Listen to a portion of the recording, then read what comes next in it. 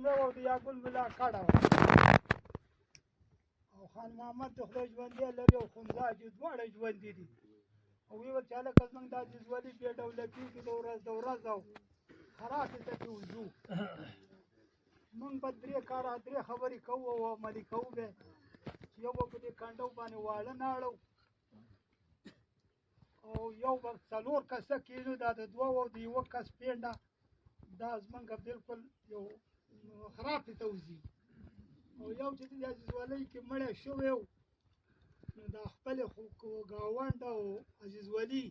دا به نه ایساره و ښځې او د بار مېلمنې به ناستې همدا داسې خبره وه که نه په هغې باندې موږ چې وروسته هغه ور وکړو داسې کار وکړه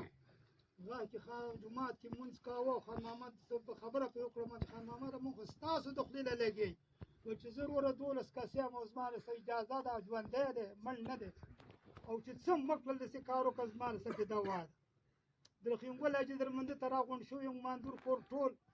او په دې خبره باندې م دوا کړې ده اوس بار چې ورځ تېرېږي احمد ما ته وایي په دې به دا خبره خراب شوې ده ورکه ویم زه هغه ته ویم دا خبره سنجېږي په 2 لکه روپۍ میخه شوله په 1400 روپۍ توړه شوله عزیز ولي ده نه ما ځان دپاره ویل حاجي صاحب نه مې ستا دپاره ویل چې ته غریب یې کار وکړه دا موږ د دې ولس دپاره دا خبره کړې ده څوک وایي داسې کار وکړه چې خپل کار کې غږ وکړي چې هلکه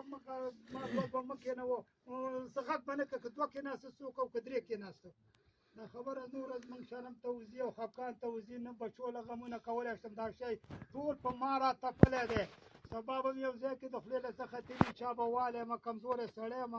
او زامنو او مسو له غمونه نه کوم زه د ماندور کاله ته سوال کوم چې زما سم لوس کړی او امین هم پرې کړی دی په مخ هم لاس راښکلي دي اوس هغه خبره عملي کوئ یا داسې کوئ چې د کاله په سر پینډه غواړئ لکه د حکومت د کوره چې شی راشه په کوردودۍ ورکوي حاجي صاحب هغه هم خوښه ده د کاله په سر پینډه او که دا څلور هم خوښ دي د دې خبره که اوس ما سره یوه وکړئ چې امین پرې وکړو او چاره مې خوښه وي خپله خبره واپس واخلم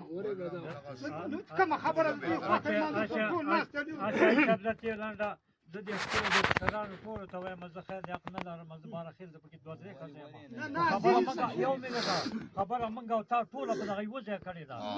زه پکې اوس تا ټول دغه د ټول ناست دي بوبکور هم ناست دی ماندور بابا کور خو ټول یاستئ پخوا به چا چې یو د خیر خبره وکړه یو سپین ږیري نو د هغه بیا ډېر هرکلی کاوه او ډېره دواګانې به یې ورته کولې به مې سر ورکښته کړه دا هلک زما زونګی دی په واقع کې نو زه به رالم یا خدای پرده پرې راواچوه یا خدای پرده ځکه یې 15 لکه روپۍ سړی تاوان هم وکړي او هغه هم بې ځایه شي تنور یې لمبه شي خو وشرمېده که نه یو منټ خوا کېده تا چې کومه خبره کړې ده وروره دا تا د قام د پیدې دپاره کړې یعنې دغه ځای کې د بله ورځې کار راغلی و ستا قدر ته اواز یو بې روخېل هم نه دی کړی خو زه هغه ځای نه بېلولو دا زموږ د ټولو د خیر خبره ده او کوم یوه کشکشه راک د خیر خبره کوله هم په کار ده چې موږ تاسو ته کاڼی واچوو دا لکه بلکل د خیر خبره ده که نه که چا یو شخصي خبره کوله شاید یې مخامخه مترف بار یې بیل کوي ورته وایي وروره دا خبره ستا شخصي ده که صنع منمه او که قومي وه نو د خدای خاطر ته وګورئ ګوره دا 3 کسه 2 کسان به تاسو ناست وئ زه دړۍ پخوم که نه پخوم زه ځان لیمه که نه زوی لرم نو ورور په کار وه چې ما بیا غور ځان له در کولی که نه زه او خدای چې زه 3 کسه ناست یم منځ کې یم بربنډ یم نارې وم هلکه راشئ یو کس ما څه کښېنئ نو بعد د بهۍ ما ته 20 پېرې ویلي چې خدای او د قرآن خاطر ته وګورئ دا دړۍ به له موږ پخوو او په سپیکرو بیا ځړو دا خو ډېر خوښې کار دی تاسو دا 2 او 3 کښېنئ هسې بار قومونه را پورې خاندي خیر دی یوه بل ته دا جواب به هم نه وایي نه به دا بې ځایه خبره کوو دا د ټولو د پیدې خبره ده یو سړي به ډېر وس کېږي او د یو سړي به غریب وي موږ په شان ته وس نه کېږي پښتنواله ده یا غواګۍ یا شپې به کوي هغه خو چې وشرمېږي تاسو وشرمېږئ که نو تا ډېره ښایسته خبره یوه خبره راله پاتې شوې وه مونږ به چې مړی وشو او قبر به مې ایسته نو 15 سړی وړه یا 12 سړی وړه پخو پوره یو ولالو نو موږ دا خبره هم ختم کړې وه چې وروره په داسې مانجه ول چې وری حلال شو واړه به ډوډۍ وړي او هغه به بېرته راځي ولې چې زه 15 پینډې د ډوډۍ له ورکړم د وړو له نو زه به د قبر والا څه کوم ما به خورخوریار راغلی مېلمه به مې راغلی هغه موږ بند کړی وو که نه اوس دا عزیز ولۍ خبره ده نو چې څه پرې دی زما ټول رونه ناست یو زما له هر سړی ستونزمن دی زما لار سړی ښه پوهېږي بس داسې کار وکړي اسانه خبره ده غلام نور حاجي بھائی چا دړۍ پخوله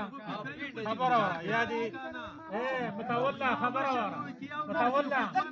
صبر وکړه خبره خو اوره د بل مه اوره بھائی چا دړۍ پخوله یو سړي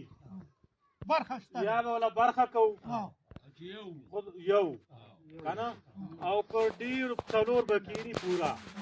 او څلور بکیری پورا